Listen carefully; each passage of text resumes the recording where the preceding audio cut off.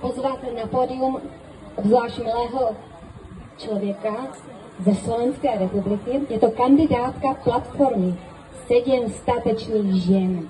Do Evropského parlamentu kandiduje za stranu Spájame občanov Slovenska, SOSK, pani Libuša Nicholson.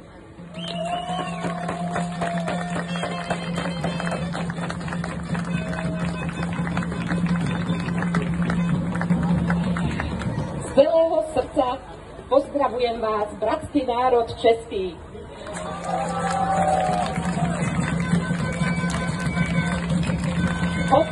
Hoci nás štátoprávne rozdelili, zostali sme naďalej najbližšími priateľmi, Češi a Slováci.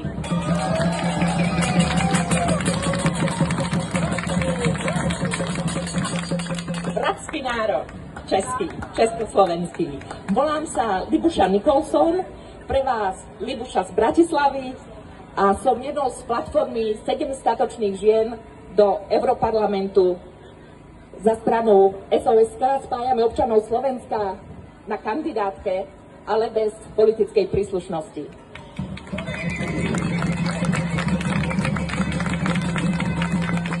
V ruke držím náš manifest za mier vo svete, v ktorom vyzývame štátnikov a politikov európskych vlád, aby začali rokovanie o miery v Európe.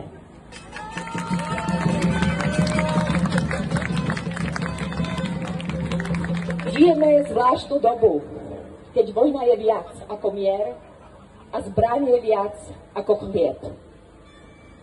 Musíme zastaviť toto vojenské šialenstvo, ako hovorí aj pápež František, lebo vojna je vždy prehrou a nakoniec vždy zvíťazí mier.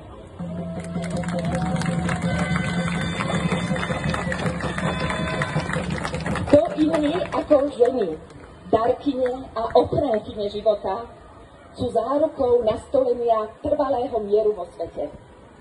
Lebo len v miery sa rozvíja hospodárstvo, sociálny rozvoj a blahobyt všetkých ľudí.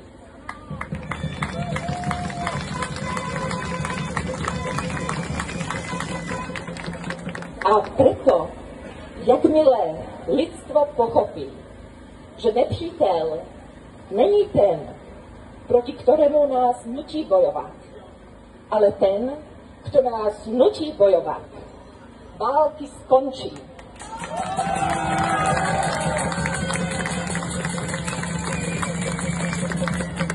When humankind understands that the enemy is not the one against whom we are forced to fight, but the one who forces us to fight, then wars will end.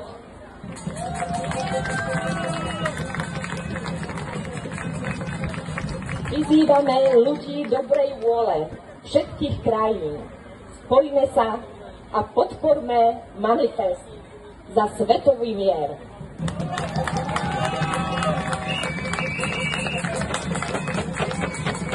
Lebo len mier je jediné víťazné riešenie pre ľudstvo.